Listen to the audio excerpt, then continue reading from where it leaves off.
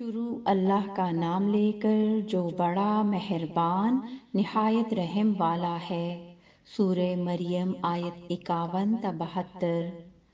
اور کتاب میں موسیٰ کا بھی ذکر کرو، بے شک وہ ہمارے برگزیدہ تھے اور رسول تھے، نبی تھے، اور ہم نے ان کو طور کی داہنی طرف سے پکارا اور باتیں کرنے کے لیے نزدیک بلایا، اور اپنی مہربانی سے ان کو ان کا بھائی ہارون پیغمبر بنا کر عطا کیا۔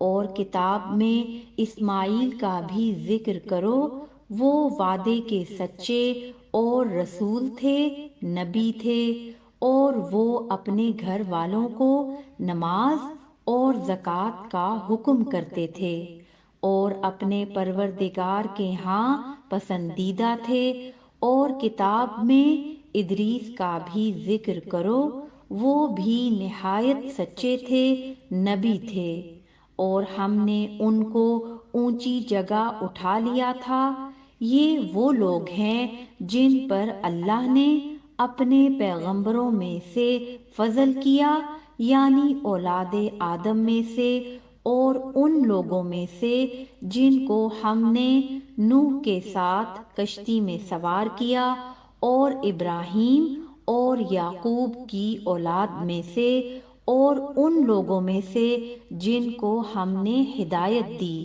اور جنہیں برگزیدہ کیا جب ان کے سامنے ہماری آیتیں پڑھی جاتی تھیں تو سجدے میں گر پڑتے اور روتے رہتے تھے۔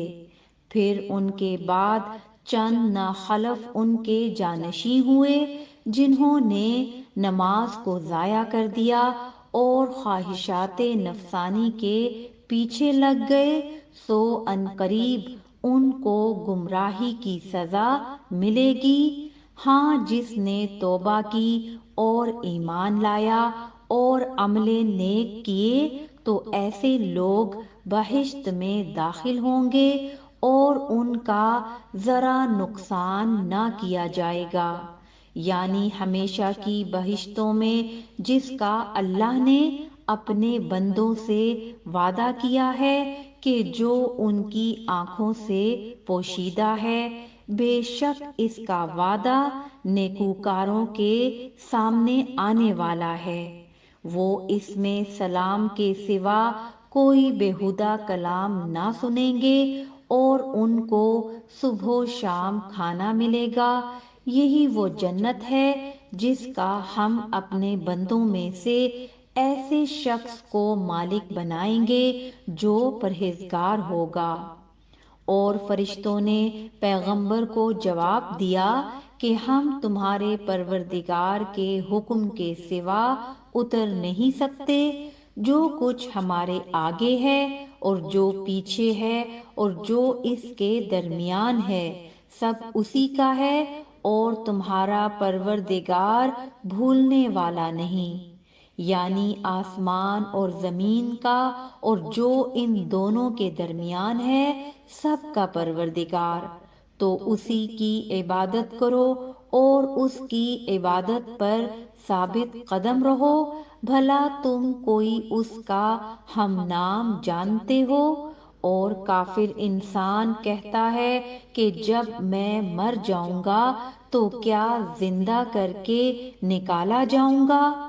کیا ایسا انسان یاد نہیں کرتا کہ ہم نے اس کو پہلے بھی تو پیدا کیا تھا جب کہ وہ کچھ بھی چیز نہ تھا؟ سو تمہارے پروردگار کی قسم، ہم ان کو جمع کریں گے اور شیطانوں کو بھی، پھر ان سب کو جہنم کے گرد حاضر کریں گے اور وہ گھٹنوں پر گرے ہوئے ہوں گے۔ پھر ہر گروہ میں سے ہم ایسے لوگوں کو کھینچ نکالیں گے جو رحمان کے مقابلے میں سخت سرکشی کرتے تھے۔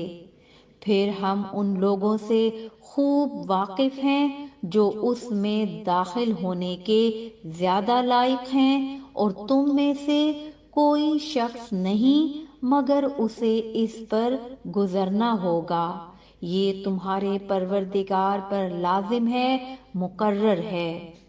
پھر ہم پرہیزگاروں کو نجات دیں گے اور ظالموں کو اس میں گھٹنوں کے بل پڑا ہوا چھوڑ دیں گے۔